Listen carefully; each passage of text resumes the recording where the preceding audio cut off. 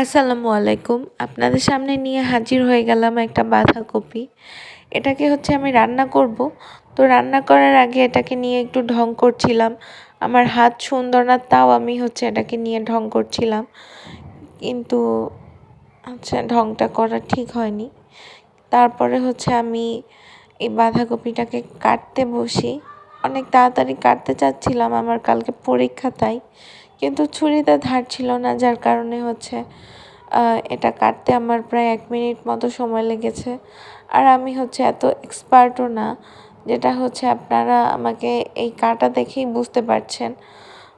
এটা কাটার পরে আমি এটাকে কুচি কুচি করে কাটার ট্রাই করছিলাম, কিন্তু যেহেতু এক্সপার্ট না তাই মোটা মোটা হয়ে যাচ্ছিল, কি আর করার, মানে না পারলে যা হয় আর কি।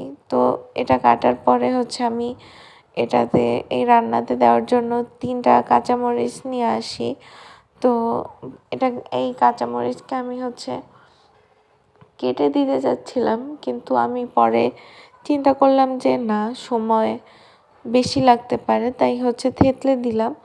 তো সময়ের কথা চিন্তা করতে করতে আমি বাকি ভিডিও করিনি, একেবারে রান্না শেষে খেতে বসে আমি ভিডিওটা করলাম। আমি যেহেতু এত ভালো রাঁধুনি না, সুতরাং আমার রান্নার চেহারা এত ভালো হয়নি, কিন্তু খেতে মাশাআল্লাহ ভালোই হয়েছিল।